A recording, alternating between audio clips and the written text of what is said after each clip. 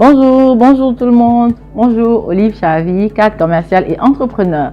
Donc si c'est la première fois que tu nous rejoins, je te prie de cliquer sur le bouton rouge qui est juste en bas et cliquer sur la cloche de notification pour ne rater aucune de nos vidéos. Alors aujourd'hui on va traiter d'un thème très intéressant. Comment développer l'amour de soi? Ah oui, c'est très important. Comment développer l'amour de soi? Premièrement, on doit arrêter de se critiquer. C'est important. Arrêtez de vous critiquer. Parce qu'il faut savoir ceci, les pensées crient. Donc à chaque fois que vous dites un mot dans la pensée, ça finit par arriver parce que la pensée a déjà tellement écouté ce mot que ça finit par dire ok, peut-être je pense que cette personne a besoin que ça arrive, donc ça va arriver. Donc il faut choisir les pensées qui vous nourrissent. Il faut choisir les pensées positives. Quand vous réveillez le matin, oh aujourd'hui ça sera une belle journée, j'aurai le contrat que je veux, oh je suis une fille qui a de la gagne, ainsi de suite. Donc il faut dire que des mots positifs. Tout ce qui est positif, il faut vous célébrer. Donc développer tout ce qui est à l'intérieur.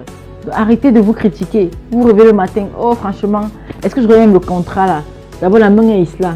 Oh, est-ce que j'aurai le contrat là? Oh, franchement le boss là, oh, l'entreprise là encore. Alors que tu as cherché au travail pendant longtemps, mais tu n'as pas trouvé, mais tu es toujours en train de te critiquer. Une fois que tu es là, tu critique, c'est pas bien. Donc il faut arrêter de se critiquer. À la place, par contre, ce qu'il faut faire, c'est se célébrer. Donc se dit qu'aujourd'hui j'aurai le contrat de ma vie. C'est aujourd'hui que ce contrat va tomber. Aujourd'hui j'aurai l'homme de ma vie. Aujourd'hui j'aurai le business que j'ai tant rêvé. Aujourd'hui la maison là va se finir. Même si vous voyez un mur ça peut se casser. Donc c'est rien, un mur peut se casser, vous pouvez casser le mur et le traverser. Donc il faut toujours avoir les mots positifs, même si vous savez que c'est dur. C'est souvent difficile d'une manière que vous restez comme ça, vous dites que mais mon Dieu, est-ce que je vais même y arriver? Est-ce que je pourrais arriver où je veux partir? Ça sera difficile, mais sachez que vous allez y arriver. Parce que dès qu'on se met dans la tête que l'objectif c'est ceci, on finit par arriver où on va. Très important. Deuxième point, arrêtez de vous faire peur. Arrêtez. Il y a plein de monde qui se disent que, mon Dieu, la fille, est-ce que je peux même la voir? Elle est, maman, elle est ministre, ceci. Est-ce que je peux même, et mon petit salaire? Non, vas-y, traverse le pas, va où tu veux aller. Si tu sens qu'elle te refuse, c'est pas la fin du monde. Elle t'a refusé, mais tu as au moins essayé.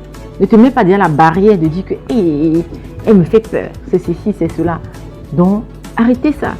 Parce que quand vous faites peur, vous ne sautez pas le pas.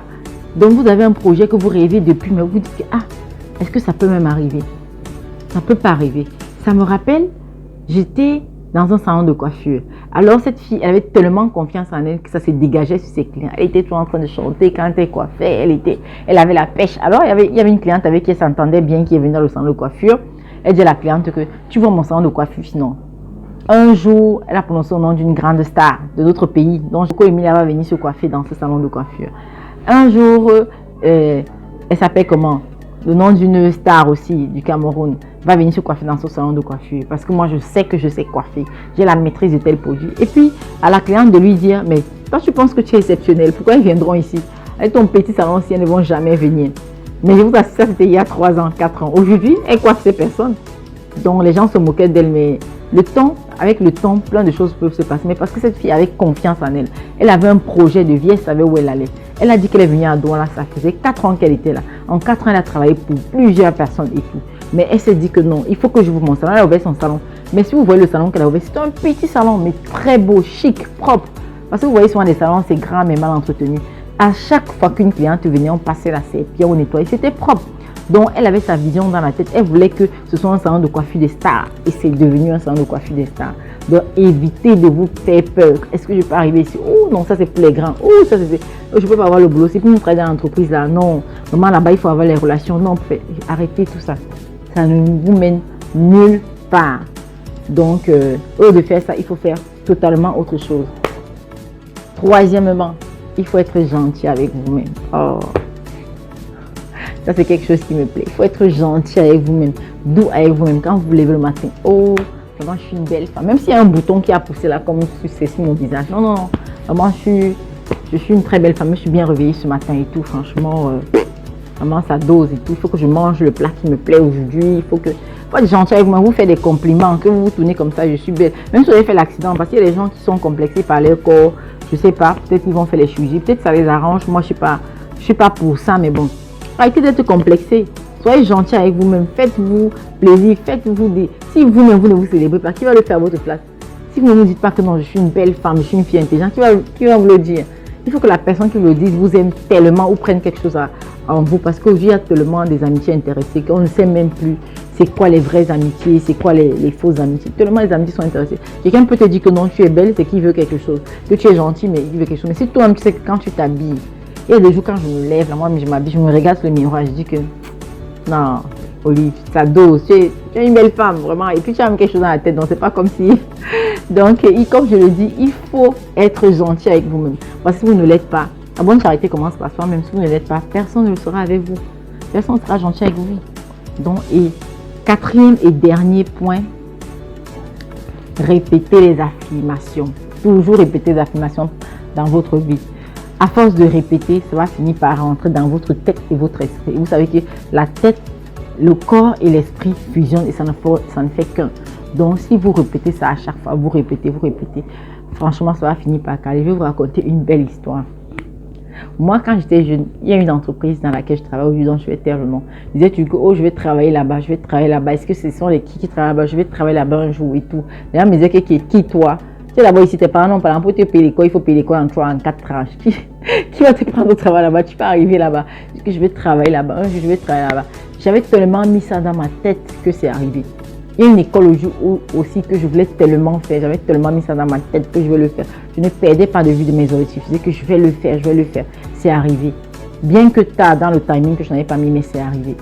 Donc, il faut toujours se répéter des affirmations. Comme maintenant, il y a des projets que je vais réaliser dans 2 ans, dans 3 ans. J'ai un plan de vie jusqu'à dans 3 ans. C'est mon plan de vie. Mais comme on dit, l'homme propose, Dieu dispose. Mais il faut se donner les moyens pour que Dieu t'accompagne et que les actes aussi t'accompagnent et que la vie même t'accompagne. Donc, toi-même, tu dois déjà te